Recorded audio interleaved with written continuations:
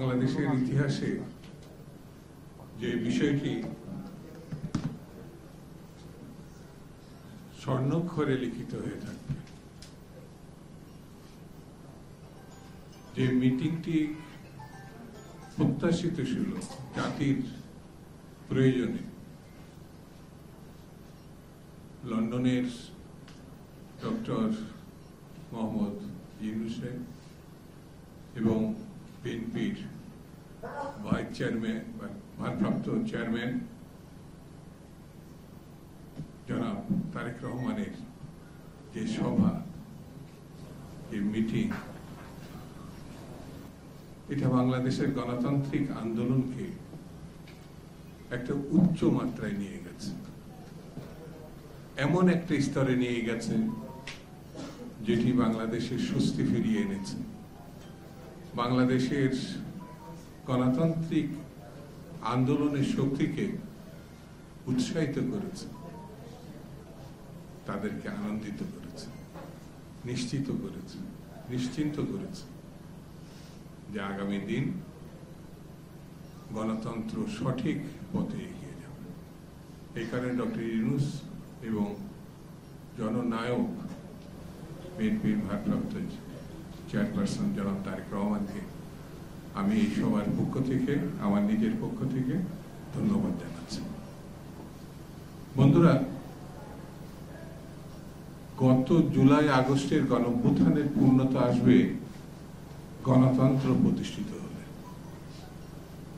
ফ্যাসিবাদের পতন হয়েছে এটা যেমন নিশ্চিত, গণতন্ত্র প্রতিষ্ঠা করার অন্যতম লক্ষ্য হচ্ছে একটি নির্বাচিত সরকার, গণমানুষকে ভোটাধিকার ফিরিয়ে দেওয়া।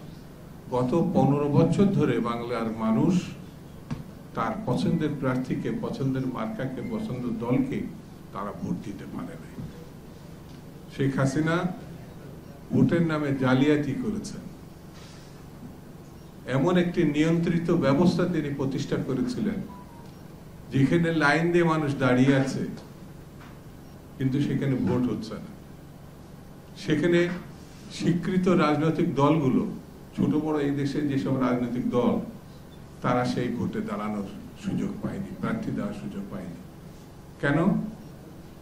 সেখানে ভোট নামক কোনো ঘটনা ছিল না। সেই নির্বাচনকে শেখ হাসিনা দেশে এবং সারা বিশ্বে চালিয়ে দিয়েছে নির্বাচনের নামে। আর পার্শ্ববর্তী একটি দেশ, গণতন্ত্রের মুখোশধারী দেশ, এই নির্বাচন, তথাকথিত নির্বাচনকে স্বীকৃতি দিয়ে শেখ হাসিনা এবং আওয়ামী লীগের সভানেত্রী তৎকালীন তাকে ফুলের মালা দিয়ে অভিনন্দন জানিয়েছে। আমার কাছে মনে হয়েছে আমাদের যে পার্শ্ববর্তী দেশ, বন্ধু দেশ হিসাবে দাবিদার, মুখোশধারী গণতন্ত্রের দাবিদার, গণতন্ত্রের জন্য সব থেকে বিপজ্জনক শক্তি। এই দেশ সম্বন্ধে আমাদেরকে সতর্ক থাকতে হবে। বন্ধুরা, এই দেশের বিএনপি সহ যেসব রাজনৈতিক দল দীর্ঘ গণতান্ত্রিক আন্দোলনে তারা রক্ত দিয়েছে, শহীদ হয়েছে, জেলে নির্যাতিত হয়েছে, আমার দুপাশে যারা আছেন তারা আমার সবাই এক কথায় জেলের সঙ্গী ছিলেন। আমি যেমন জেল খেটেছি, তারাও জেল খেটেছে। আমাদের নেত্রী বেগম খালেদা জিয়া মিথ্যা মামলায় তথাকথিত বিচারের নামে তাকে 6 বছর জেলে রাখা হয়েছিল। যদি এই গণঅভ্যুত্থান আমরা সফল করতে ব্যর্থ হতাম তাহলে তাকে আমরা জীবিত পেতাম কিনা সন্দেহ। আল্লাহ তাকে রক্ষা করেছেন। গণঅভ্যুত্থান বাংলাদেশের একটি শুভ সূচনা করেছে। জনাব তারেক রহমান এই কথা বলার অপেক্ষা রাখে না, যত দূরেই উনি অবস্থান করুন না কেন, তিনি এখন মানুষের হৃদয়ে অবস্থান করছেন। তার প্রতি মানুষের যে আস্থা, বিশ্বাস, সমর্থন, এটা অভূতপূর্ব। বাংলাদেশে একসময় তাকে যারা সমালোচনা করতেন তারাও এখন তার সমর্থক, তার কাছেই তারা প্রত্যাশা করে। সেই জন্য আমি বলবো, আমি বেশি কথা বলবো না, গণতন্ত্র প্রতিষ্ঠায় নির্বাচন অত্যন্ত গুরুত্বপূর্ণ একটি ঘটনা।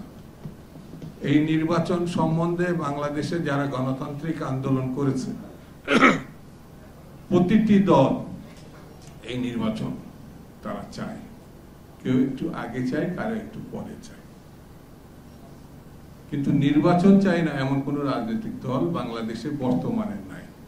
ফ্যাসিবাদ নানান ভাবে নানান ঘটনায় এটা বিঘ্নিত করার চেষ্টা করতে পারে, সেই ব্যাপারে আমাদের সতর্ক থাকতে হবে। আরেকটি ব্যাপার বলি আমি আপনাদের, ছোটখাটো বিষয় নিয়ে গণতান্ত্রিক শক্তির ভিতরে মতভিন্নতা থাকলে আমরা উত্তেজিত হয়ে যাচ্ছি, এটা ঠিক না। আলাদা পার্টি, আলাদা সংগঠন, আলাদা রাজনীতি, ভিন্নতা তো থাকতেই পারে, থাকতে পারে না? যদি একটা জায়গায় একই সঙ্গে থাকতাম তাহলে তো একটা পার্টির মধ্যেই থাকতাম, এক দল তো, এক নেতা এক দল, বঙ্গবন্ধুর বাকশাল নাকি একটা কথা ছিল না? এখন তো গণতান্ত্রিক ব্যবস্থা, ইসলামপন্থী যেমন দল আছে, গণতান্ত্রিক দল আছে, কমিউনিস্ট পার্টি আছে, মধ্যপন্থী, দক্ষিণপন্থী, অনেক পন্থী থাকতে পারে, কিন্তু গণতন্ত্রের প্রশ্নে সবাই একমত, নির্বাচনের প্রশ্নে সবাই একমত। আগামী দিন নির্বাচন হতে হবে, মানুষের ভোটাধিকার ফিরিয়ে দিতে হবে, স্বচ্ছ এবং স্বাভাবিক নির্বাচন হতে হবে, এ ব্যাপারে কিন্তু কোনো দ্বিমত নেই। সেই জন্যে আমাদের একটু সতর্ক থাকতে হবে, একটু ধৈর্য থাকতে হবে। অল্পতেই উত্তেজিত হয়ে নিজেদের ভিতর বিভাদ সৃষ্টি করে আমরা গণতন্ত্রকে বিঘ্নিত করছি কিনা সে ব্যাপারে একটু চিন্তা করতে হবে। কারণ আমাদের গণতান্ত্রিক পথ মসৃণ ছিল না, গত 16-17 বছর মসৃণ ছিল না। যারা জেল কেটেছে, যারা স্বজন হারিয়েছে, এক বিএনপি 5,000, এক বিএনপি 15-16 বছরে 5,000 শহীদ হয়েছে, গুম হয়েছে আমাদের অনেক বন্ধুরা। ঠিক তেমনি শত শত না, হাজার হাজার অন্যান্য বিভিন্ন রাজনীতি, গত